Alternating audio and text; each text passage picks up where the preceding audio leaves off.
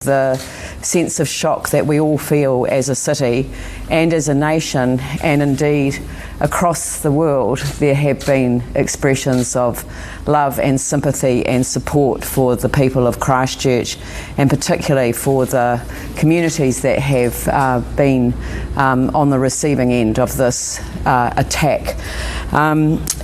Our hearts go out to all the victims, their families, and of course everyone else who has been affected. And at the same time, we acknowledge the extraordinary bravery and courage of our police, our first responders, and all those that are now supporting the victims of this attack. Today our focus is very much on providing practical support to the families. There is a lot for them to be going through, and our hearts are with them, but our practical support needs to turn to them as well. And then there is the wider community of Christchurch. We've all been affected. Everyone has been touched in some way, shape or form.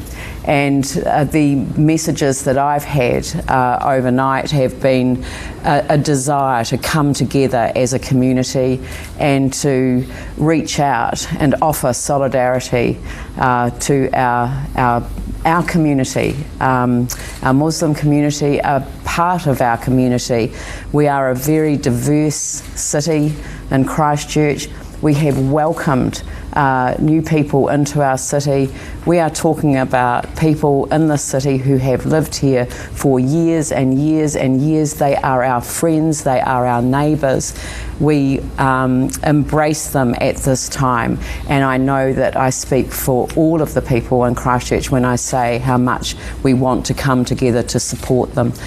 So we want to work together with those communities to ensure that we do this appropriately and in support, and give them the time and the space that they need to deal with the immediate issues at hand. We still have injured people in the hospital. So we will find a time and a place for us to come together and to share that sense of grief and loss, but also to share that sense of love, compassion and support that we feel for these communities. The next thing is that people have said that they want to lay floral tributes or other tributes in memory and in respect of those who have died. So we have made available the Botanic Garden wall along Rolleston Ave opposite the Arts Centre. The reason we chose that place is because it's close to the hospital, very close to the hospital, and so there is a direct connection with the people whose lives have been lost. And we know that the police still have cordons on the two mosques, and we do want to ask people to stay away from those places.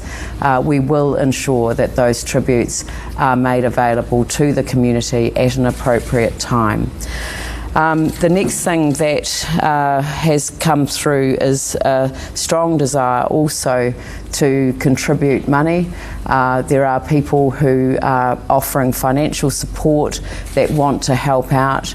I know that Victim Support have set up an immediate helpline fund for supporting the family members, the victims of this terrible attack.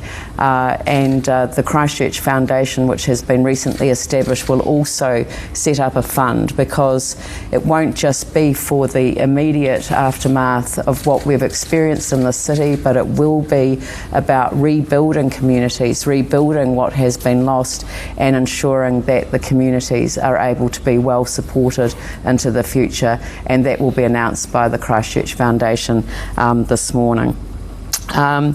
And all of the flags are flying at half-mast on our council-owned buildings today and until further notice. This is an expression of our civic support for the communities and the loss that have been experienced. And many events at the weekend have been cancelled as well. Some of them will be known to you already. The cricket test at the Hagley Oval between New Zealand and Bangladesh, which I think is a powerful statement of the support from both sides of you know, the sporting fraternity that were gathered here in the city for an important game to, out of respect, not play that game today. The Bryan Adams concert will not proceed either, and all sport at Hagley Park is cancelled until further notice. Thank you. You talked about practical support. Could you go into more detail about that? Well, sadly, because of the numbers of people who have been killed, there will have to be a large number of funerals. There are very specific requirements in terms of Muslim funerals, and the council is working very closely with the communities to ensure that there are proper places available for preparation and for appropriate graves to be dug. They are being dug today. How shocked are you that this happened in your city? Sorry? How shocked are you that this happened in your city? I'm very shocked that it has happened here, but I'm shocked that it's happened in New Zealand. If this had happened in any other city in this country, I would be equally shocked.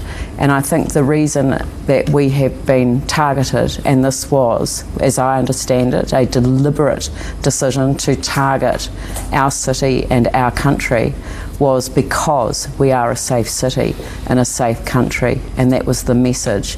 So in my response to the choice of Christchurch by this terrorist individual who chooses to terrorise our city, it is an act of cowardice that he has performed. It is something that will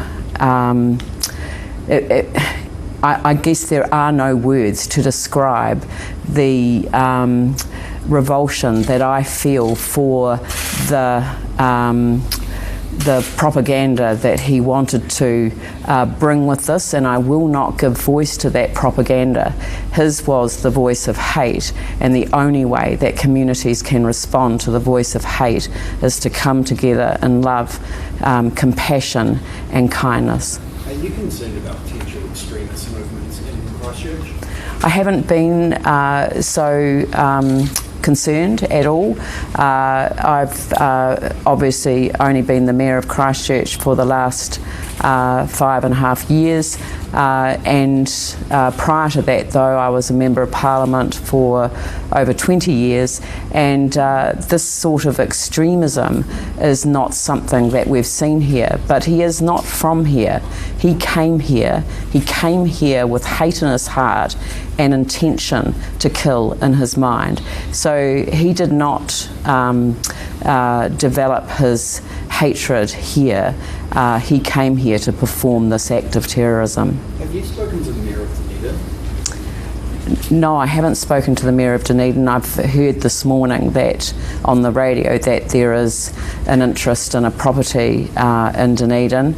I've spoken to the Prime Minister, I've spoken to the Minister of Police, I've spoken to the Minister of Civil Defence. So I certainly have reached out. I've received messages from almost every mayor in the city, and actually a number of mayors from around the world have contacted me as well to share their sense of horror and compassion for our city. This was a very well-planned and coordinated attack, wasn't it? Involved improvised explosive devices in 2 cars that we know of. I heard the Commissioner of Police correct that statement last night. There were 2 devices in 1 car, right, is what he said. And this was planned over, we're hearing, maybe a number of years. Yes. That is the Christchurch Mayor Leanne Dalzell updating the media this morning on the situation in her city. We are